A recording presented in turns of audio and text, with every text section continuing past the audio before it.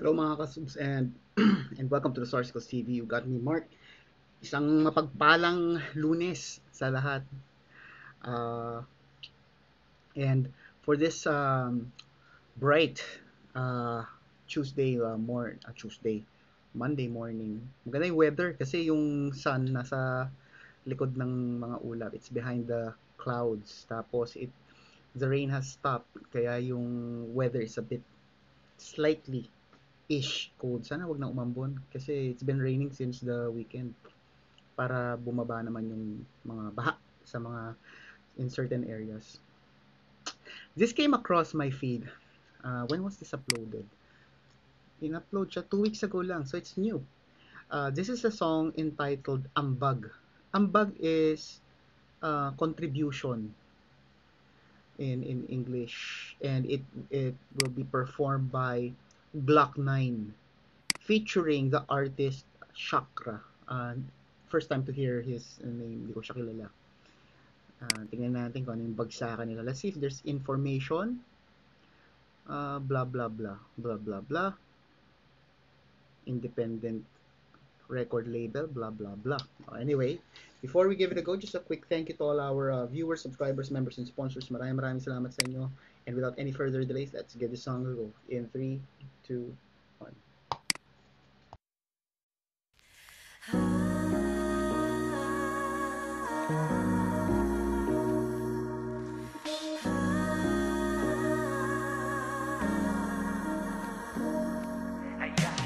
This is a Cursebox production.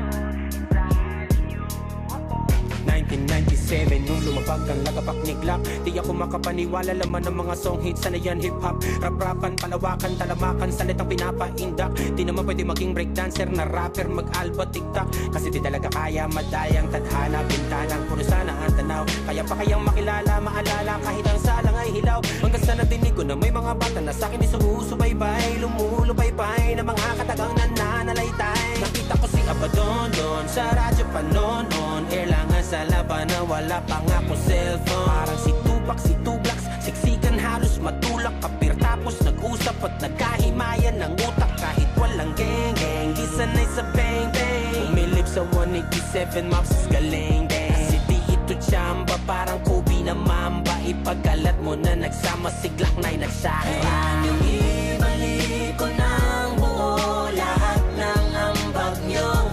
Kung mamarapatin lang sana ngayon, isalin nyo ako.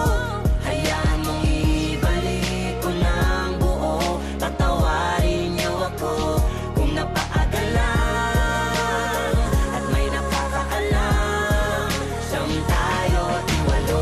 Nagsimula tumula ng mga panahong di natawa ng paang katulad ko kapag may napapadaan na sa may kanto. Malalang tuksuhan, mistulang may putik ka sa mukha mo. Tuloy malamang kung sumpa ba to o sang regalo.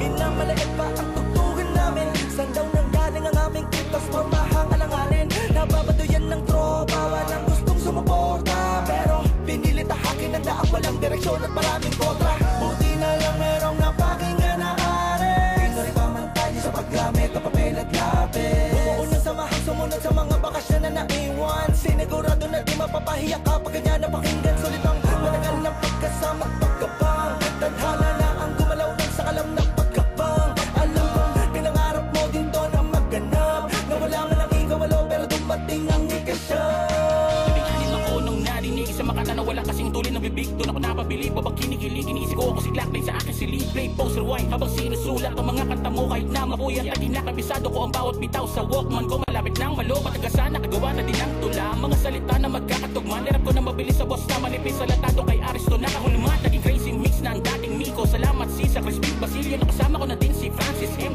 Koy at Aristotle. Police ko at sa bilis ko may mga nagala. Mga natanggap na mga palakpak. Ang galing-galing ko na nga daw mag-rap. Gayang-gaya ko na nga daw sigla. Hanggang sana isip ko medyo malito na magsilong lang sa iyong anino. Okay lang na ikaw pati ng idol ko, pero binago ko boses ko estilo at nabuo ang bandang pangratrata ng genre. Walang supa na mga panggulat at tinawag na Chakra. Ang pagmoy apoy kung matagagawa ko, sumulog na mikropono sa entablado. Ikaw ang patunay na di malabo na maging makata ang simpleng tao. Dumating na ang oras na itinakda ng tagtana. Bago ko namanda para pag natupad dito, dapat handa ka palagi na malamag ang pinakamalakas mo na akda. Naatumatag ko sa mga bunbunan na mga kumpulan, sa tambay ng mga nakikinig ang aking kinikilig mga tao na bibilib dahil sa aking ability. Ang kanta ko binibili pati na CDTV na tumpukan. Handa ako lagi makibungguhan hanggang sa dumating ako sa suktulan nang nais ko na marating na tagumpay. Ulit-ulitin ko uli na walang umpay hanggang sa ating malay na mangyari na yung tagumpay na lang ako sana maumay. Limit breaker, nakapokus ako lagi sa pagiging greater. Kaya ko rapang kahit na ano, tang twist, pita papapickled pepper. Ano nga ba ang pinakamahusay na kantayan na lagi tanong na napakarami? Bigyan mo kami ng blacknay sa takiliran, tatapusin namin ang mga debate. Kami sasagalin ng mga pyesa, di magpapadain to mga repa. Di patatagalin, mabilis kakanain namin nagkakalapag yung mga tenga. Goodbye, pay kutay, ang sino mang humarang sa mga ambag ko. Goodbye, di maumay, abutin ang mga pangarap ko na talagang makulay. Simula ang pangarap ng isa, basta mahiling tumula. Pinagtatawan niya, wala bumili, gusto makinig, ikasaksilid. Nagrarap mag-isa, hindi niya lang alam may pinapakinggan siya na palihan na kanyang inaanak. Kaya dalawa ako nakasitip, nabili ko sa Odyssey, Kings of the Underground ng Deep Threat. Nakagato ng bungad, ay agad na bumalik. Tada pa, oh my God, wala may sinikat ng marinig kong mag-rap sa Jack na hindi na kaya totoo, to the C-Dash line. Nabaliw ako sa flow ni Jack na ito na kita na photo 7, 34-7 ako lang sana. Hanggang sa sagay, lumabas na yung mga hindi bihib na bahanga. Tugas na kayo na patanoon, tumba ka kayo malabot, touch fine in 7 chakra. Tutumigin ang inip na liga at pinangako kay inosang panagagalingan hanggang sa makasama naman sa isang kanta. Alam ko si Ino ngayon masaya kasi natupad na kayo na kulat na walang sumpa at di ka siya na si bumalik sa kapal na palabik makumbida. Pakiramdam na palaging umpisa, pero pag umanak alam mo wala muli pa. Huli na kung sumagad di na maanin na yung makatantahimik kanina na para bang sanapian ng kasalungat ng aliping mahina. Pero may nagpapakumbaba habang ang pangarap ay tinataas. Husay ang siyang nagdadala, katibayang sa gawa nilalabas. Katuwang ng mga nauna, yung pambihirang ang labas. Tangang sabit, gabi-gabi na tugma ang di kumakalas. Kakulugan may lihing, kailangan sisiring bago kalibarin ang matataling hanggang may sining na dapat naisin mo na isipin na naman sabihin di mo bibitin. Maligak na pag-rat-rat, take it to the point to the sideline. Ngayon sasapitin na panahon na mismo ang nag-isaksi pag nag-chakramatic beast mode. Tas may katabi na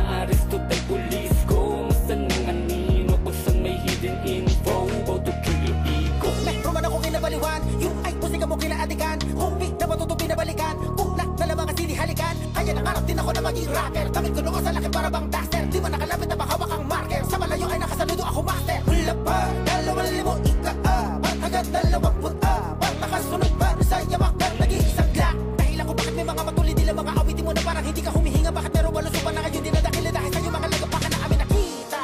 Eto lang, basta walang mustard lock na walang fast rap, walang sumpa shock ng rap din. Yeah, hindi sa bilis, nasa sukat, kundi sa bigat ng isulat, turi mo kitlat, pag nagulat. Salamat sa pagpasa mo ng iyong liwanag, malubak man musika mo ang siyang pumata. Alam kong ni sa panaginip ay hindi nyo inasahan magsasama sa awitin ng mga pinag-aralamin. Sa inyo na tinawag na idolo, salamat. Mula Kings of Underground domination hanggang sa ako sinag-isa.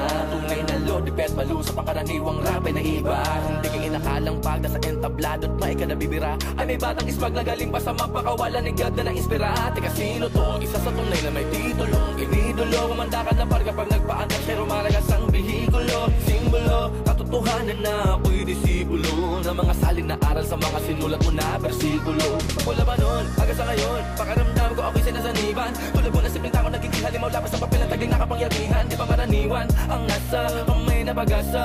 Dahil sa'yo ay tumapang mangarap na matupad ang mga sana.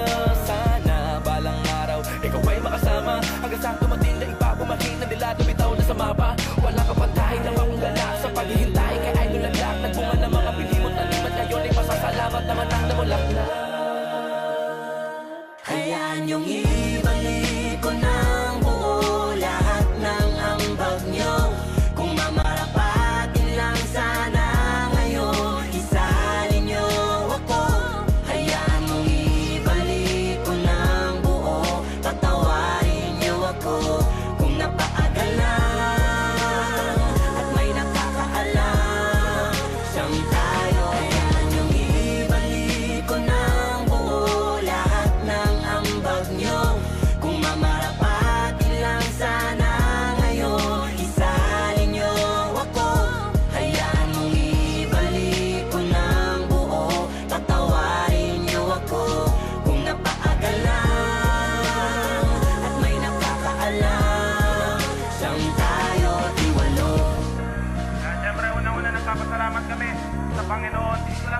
malaman nyo na yung journey namin hindi rin ganun kadali.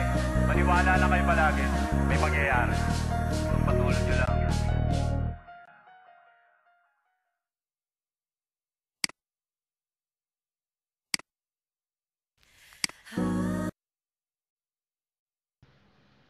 And that's the end of the song. Nice. Itong tinatawag ko na patas na pamamahayag. Nice. Then, yung Chakra, I think is a group pala siya. I thought yung singer, parang MC siya. Pero parang they appear to be a group. Tapos, I don't know, another thing I noticed, yun nga, Chakra, parang wordplay siya, na chakra na, ano ba yung sa ninja yun, di ba, yung chakra. Tapos, imbes na yung chakra na spelling, yung shock, as in shock. Kasi yung mga, when they sing, talagang, yung, hindi siya filtered, no beating around the bush, walang palabok, talagang straight to the point. Very pointed ang, nila, ang singing.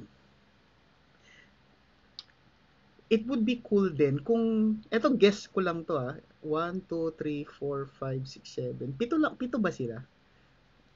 Let's have a look kung ilan sila.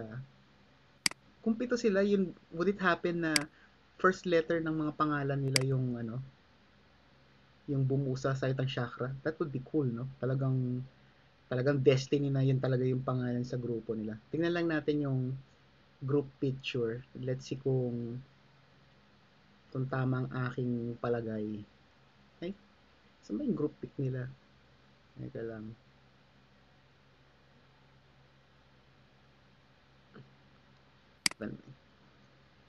Simula.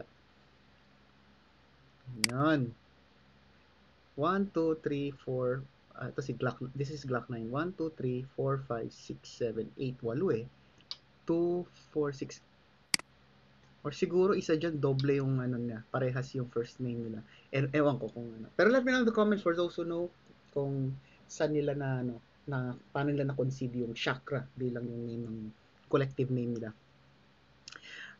Anyway, so yun nga, patas na pamangay. Kasi yung kaya siya pala pumalo ng 845 is because everyone has their yung meron silang yung airtime nila, yung moment nila sa song from an arrangement perspective. Kaya siya pumalo ng 845.